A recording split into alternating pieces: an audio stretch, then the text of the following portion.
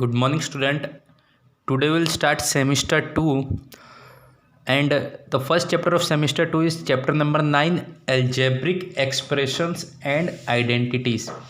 Student ये chapter बहुत IMP chapter है क्योंकि इस चैप्टर के जो सम्स हैं हमको आने वाले स्टैंडर्ड में भी पढ़ने हैं और आपको इसी चैप्टर में अगर समझ जाओगे तो आपको नेक्स्ट ईयर 9th में ज़्यादा तकलीफ नहीं पड़ेगी क्योंकि जो ये अलजेब्रिक एक्सप्रेशंस के सम्स आएंगे वो आईएमपी होते।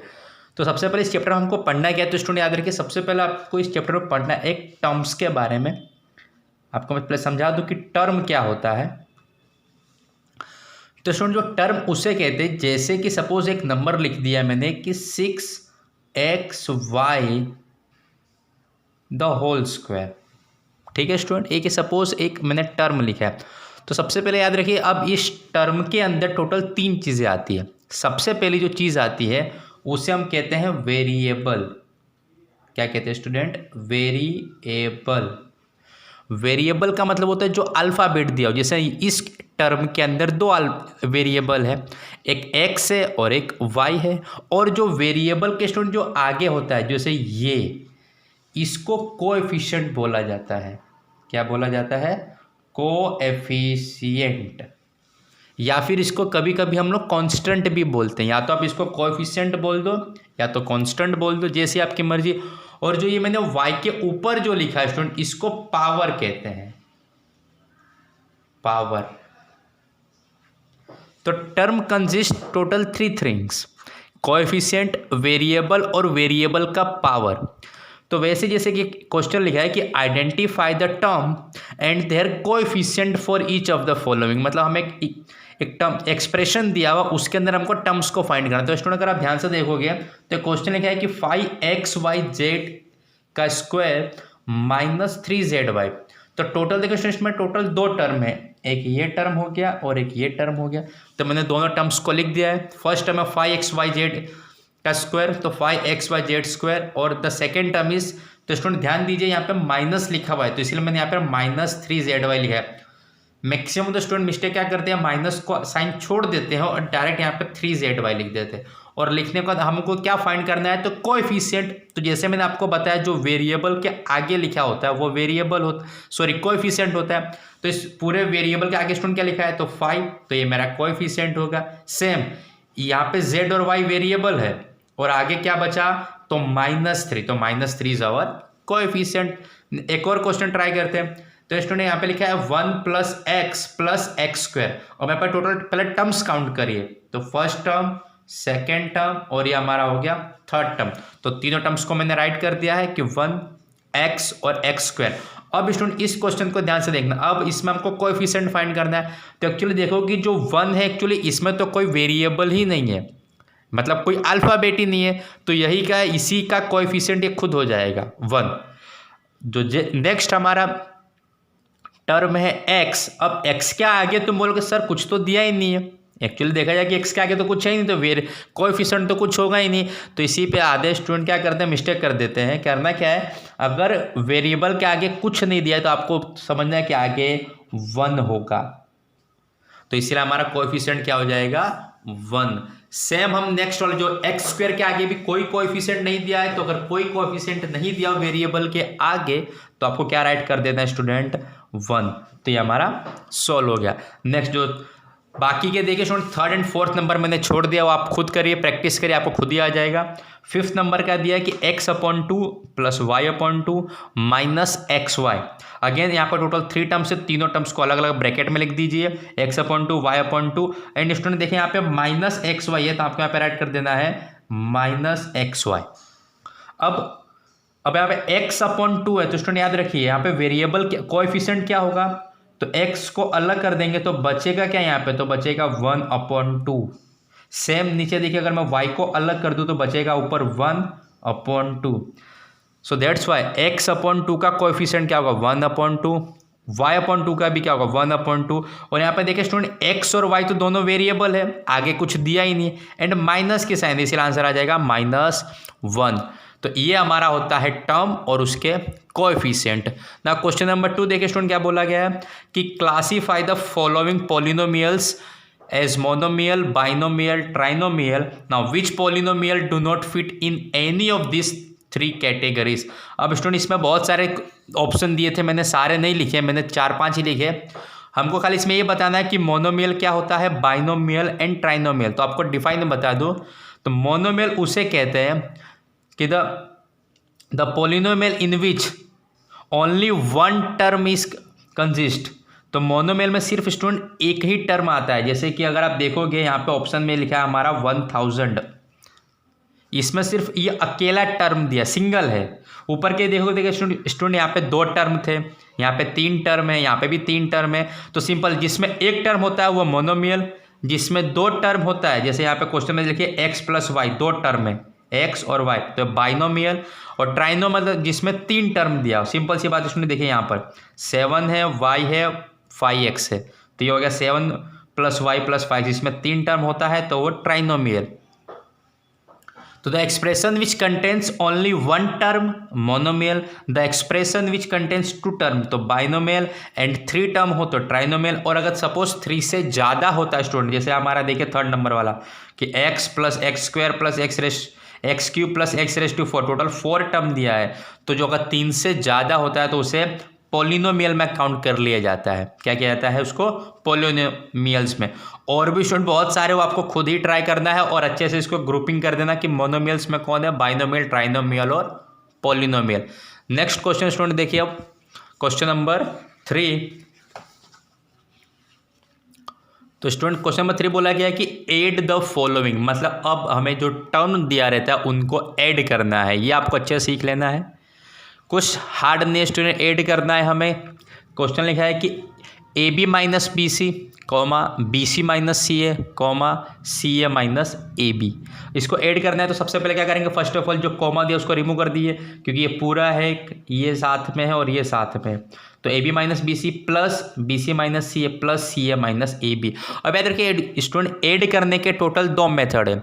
एक मेथड है रो मेथड, मतलब आप ये तीनों को रो में लिख दीजिए, और सेकेंड मेथड होती है कॉलम मेथड, जिसको मैंने 3rd वाले को सोल्व करके आपको बताया, 3rd और 4th को, 3rd नंबर को कॉलम मेथड से किया ना। तो कैसे करेंगे अब इसको देखिए। सबसे पहले आप ये देखिए कि जो सेम वेरिएबल होते हैं उनको आप पास में ला दीजिए। जैसे यहाँ पे ए बी के बाद तो बी सी है, तो हमको क्या करना है, हमको जो ये ए बी है तो दूसरा ए बी ढूंढिए कहाँ पर दिया इस क्वेश्चन में। तो अगर आप इसको ध्यान से देखोगे पूरे क्वेश्चन को, तो एक ए बी ये रहा और एक ए बी ये रहा, तो इन दोनों को मैंने साथ में लिख दिया। तो लेकिन स्टूडेंट साथ में लिखते टाइम आप साइन को ध्यान दीजिए। जैसे ए बी के आगे तो प्लस है तो ए बी है, और जब मैं ये ए बी को लेकर इसके पास में लाऊंगा तो इसके ए बी के आगे की साइन क्या है, माइनस, तो इसीलिए यहाँ पे भी माइनस। तो A B minus A B. देखिए स्टूडेंट, अभी बी सी और ये बी सी दोनों एक जैसे पास में ही है और दोनों के साइन भी है। तो देखिए minus B C plus B C, और सी ए वाले को साथ में लिख दिया। अब आपको प्लस माइनस करना है तो लिखा है, तो स्टूडेंट आपको खुद ही ऐड कर देना है। बताइए A B minus A B क्या होगा, तो आपको पता है ए बी माइनस जब सेम टर्म होता है और साइन अपोजिट तो ये कैंसिल हो जाएगा। अगेन बी सी दिया है और बी सी माइनस प्लस, तो A B cancel, minus C A plus C A B होगा कैंसिल, और आपका आंसर आ गया 0। इन द सेम है क्वेश्चन नंबर जो बी सेकेंड वाला, वो भी आपको ऐसे ही सोल्व करना है ना। 3rd नंबर देखिए स्टूडेंट, क्या लिखा है कि 2p² q² minus 3pq plus 4, और सेकेंड दिया कि 5 + 7pq माइनस 3p² q²। ये दोनों को हमें क्या करना है, ऐड करना है। तो अब इस मेथड को स्टूडेंट मैंने कॉलम मेथड से किया। अगर आप चाहो तो इसको सीधे लिख के भी ऐड कर सकते हो। तो कॉलम मेथड के लिए सबसे पहले इसको ऊपर लिख दीजिए, 2p² q² minus 3pq plus 4। अगर आप अब देखिए यहाँ पे पहले सेकंड क्वेश्चन में 5 दे दिया है, तो इसका मतलब ये नहीं कि आपको इसके नीचे 5 लिख देना है। ये आपको ध्यान रखना है इसमें क्या, कि जो सेम वेरिएबल है उसके नीचे ही उसका टर्म आना चाहिए। जैसे यहाँ पे मेरा 2p² q² है, तो सेकंड में देखिए p² q² कहाँ लिखा है, तो ये लास्ट वाला टर्म है।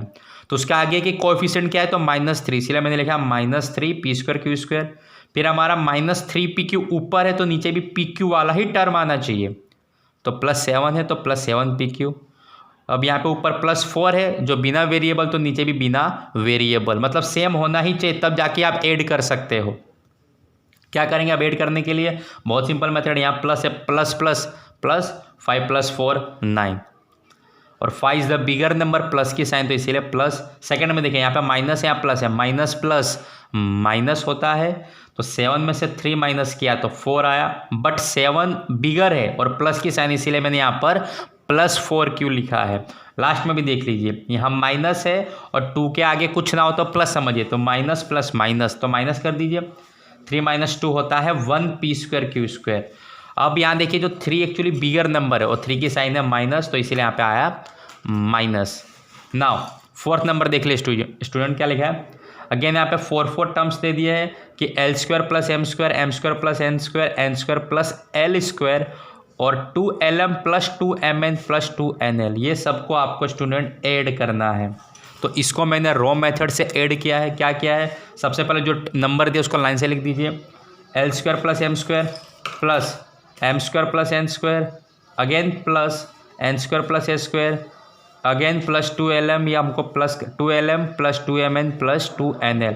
अब देखिए क्या सेम वेरिएबल वाले कोई दूसरा टर्म है, जैसे कि स्टूडेंट यहाँ पे l² दिया है, कोई दूसरा यहाँ पे l² है, तो ये रहा, तो एक l² ये रहा और एक l² ये रहा, तो कितने l² हो गए, तो 2, तो l² + l², 2l², अगेन ये m² है स्टूडेंट, यहाँ पे भी m, तो m² + m² होता है 2m², और सेम वैसे ही n² + n², और दोनों में प्लस प्लस की साइन है, तो 2n², और जो इसके साथ तो कोई मैचिंग ही नहीं कर रहा क्योंकि lm अकेला है, तो इस सबको मैंने नीचे राइट कर दीजिए। अब ये सारे टर्म में अगर आप देखोगे तो स्टूडेंट एक चीज़ कॉमन आ रही है, और वो क्या है, तो 2, देखिए इसमें भी 2 है, यहाँ पर भी 2 देखिए सब में 2 है, तो इसमें 2 को कॉमन ले लिया सब में से, ब्रैकेट बना दी। जब 2 कॉमन निकल गया तो बचे क्या, 2 ब्रैकेट में l² + m² + n² + lm + mn and + nl, तो ये हमारा एडिशन का मेथड था। सेम सब्ट्रैक्शन के लिए भी यही करेंगे, खाली हल्का सा चेंज हो जाएगा। क्या हो जाएगा, तो लिखा है कि सब्ट्रैक्ट दिस, मतलब 4a - 7ab + 3b + 12 from this. अब आधे बच्चे गलती क्या करते हैं कि वो इसमें से इसको माइनस कर देते हैं, जबकि गलत स्टूडेंट, याद रखिए आपको लिखा है कि जो फ्रॉम के बाद जो लिखा होता है ना, उसमें से आगे वाले को माइनस करना होता है, तब जाके आपका करेक्ट आंसर आएगा। अब याद देखिए, अब सब्ट्रैक्शन को मैंने कॉलम की मेथड से सोल्व किया है। अब तो जो फ्रॉम के बाद उसको मैंने सबसे ऊपर लिख दिया, देखिए क्या किया, तो 12a - 9ab + 5b - 3। अब इसमें से इसको माइनस करना है, तो सबसे पहले सेम वेरिएबल वाले टर्म नीचे लिख दीजिए। a के नीचे a वाला है, तो 12a के नीचे 4a, ab के नीचे जैसे 9ab है तो यहाँ पे -7ab, b के नीचे b वाला और बिना वेरिएबल के वेरिएबल वाला। अब स्टूडेंट याद रखिए, सब्ट्रैक्शन में एक मेन मेथड या मेन रूल आप बोल सकते हो कि जो नीचे वाले एक्सप्रेशन के जो साइन को आपको चेंज कर देना है। जैसे यहाँ पे +12 है तो एक्चुअली उसको आपको साइन करके माइनस कर दीजिए, यहाँ पर भी प्लस को माइनस कर दीजिए, माइनस को प्लस कर देना है, और देखिए 4a के आगे कोई साइन नहीं है, मतलब प्लस है, तो उसको मैंने क्या कर दिया है, माइनस। ये आपको स्टूडेंट याद रखना है कि सब्ट्रैक्शन में नीचे वाले के जो भी साइन होते हैं वो चेंज हो जाती है। अगेन अब इसको सोल्व कर लीजिए, यहाँ पे माइनस, अब इस साइन को भूल जाइए आप। अब नीचे देखिए, यहाँ पे माइनस और नीचे माइनस, तो माइनस माइनस प्लस 12 और 3 15। अब देखिए 12 की साइन क्या है, बड़ा तो 12 है, तो आधे बोल देंगे सर 12 की साइन तो प्लस है, लेकिन नहीं, मैंने बताया ये इसको साइन को आप भूल जाइए, नीचे क्या है माइनस, तो इसीलिए मैंने लिखा है -15। सेम देखिए यहाँ पे प्लस है और यहाँ पे अब माइनस है, तो प्लस माइनस माइनस, 5 में से 3 क्या, 2b, 5 इज बिगर नंबर, तो प्लस है तो इसीलिए प्लस। सेम देखिए यहाँ पे भी, यहाँ पे माइनस है और अब यहाँ पे प्लस है, तो माइनस प्लस माइनस, 9 में 7 गया 2ab, 9 इज बिगर नंबर और माइनस की साइन है तो मैंने माइनस लिया, और सेम है प्लस माइनस माइनस, 12 में से 4 गया 8, 12 इज बिगर नंबर प्लस, तो इसीलिए प्लस। और लास्ट बी नंबर भी आपको इसी तरह सोल्व कर लेना है। सी नंबर मैंने आपको अगेन एक सम सोल्व करके बता दिया है, एक क्वेश्चन दिया उसमें से हमको माइनस करना है, तो अगेन मैंने आपको बताया जो फ्रॉम के बाद होता है उसको ऊपर आपको लिख देना है, तो इसको आपको मैं सबसे पहले मैंने राइट कर दिया है। अब अगर आप आगे वाले को देखोगे तो एक्चुअली वो आगे पीछे दिया हुआ है, जैसे यहाँ पे तो पहले 18 दे दिया, लेकिन यहाँ पर पहले 80 नहीं दिया, पूरा आगे पीछे, तो आपको मैंने सिखाया अरेंज कर दीजिए। कैसे करेंगे, तो इसको तो आपको सबसे पहले लिख देना है कि 18 - 3p -11q + 5q -2pq² and +5p²q। अब इसके नीचे ही सेम टर्म आना चाहिए, जैसे कि अब यहाँ पे 18 है तो जो बिना वेरिएबल वाला, तो यहाँ पे चेक करिए बिना वेरिएबल कौन है, तो ये हमारा -10 है, तो इसीलिए मैंने इसके नीचे ही -10 राइट किया है। P वाला टर्म देखिए स्टूडेंट तो ये रहा, और P की साइन क्या है माइनस, तो इसलिए मैंने लिखा -8P। Q वाला देखोगे तो ये रहा, और Q वाला साइन है प्लस, तो +7Q। अब PQ है तो PQ वाला देखिए स्टूडेंट यहाँ पे -3PQ, तो मैंने -3PQ। PQ स्क्वायर के नीचे देखिए तो PQ स्क्वायर या प्लस है तो +5PQ square, and last P square Q, तो ये P स्क्वायर Q के आगे देखिए 4 के आगे कोई साइन नहीं है तो +4 स्क्वायर। अगेन माइनस करना है तो जितने भी नीचे वाले के साइन है सबको चेंज कर दीजिए, प्लस का माइनस, प्लस का माइनस, माइनस प्लस, प्लस का माइनस, माइनस का यहाँ प्लस कर दिया, और यहाँ पे भी माइनस का मैंने साइन चेंज करके प्लस। अब सोल्व करिए, अब यहाँ उसको साइन देखिए, यहाँ पे साइन देखिए, तो प्लस माइनस माइनस, 5 में से 4 गया, 1 बचा। वेरिएबल चेंज नहीं करना है आपको, वेरिएबल को P स्क्वायर क्यों रख देना है, बड़ा कौन है 5, साइन है प्लस तो प्लस, यहाँ पे माइनस माइनस प्लस, 5 + 2 होता है 7, बड़ा देखिए स्टूडेंट 5, लेकिन साइन 5 की साइन है माइनस, तो मैंने लिखा -7PQ square. Again plus plus plus, 5 + 3 8PQ, यहाँ पे माइनस, यहाँ पे माइनस, माइनस माइनस प्लस होता है तो 11 + 7 18Q, 11 is bigger number minus तो माइनस, यहाँ पर भी माइनस है प्लस है, माइनस प्लस माइनस होता है तो 8 में से 3 माइनस कर दीजिए तो 5P। 8 बड़ा है तो प्लस, और यहाँ पे भी अब प्लस की साइन आ गई और 18 के आगे प्लस है तो प्लस प्लस प्लस, 18 + 10 होता है 28, तो ये हमारा आंसर आ गया। इसी के जैसा आपको फोर्थ वाला भी तो आपको ऐसे सब्ट्रैक्ट करना है स्टूडेंट, और ये एडिशन और सब्ट्रैक्शन के वीडियो को कम से कम एटलीस्ट 2 बार देखोगे तब जाके आपको ये सम आ जाएगा। और नेक्स्ट वीडियो में हम एक्सरसाइज 8.2 के साथ मिलेंगे।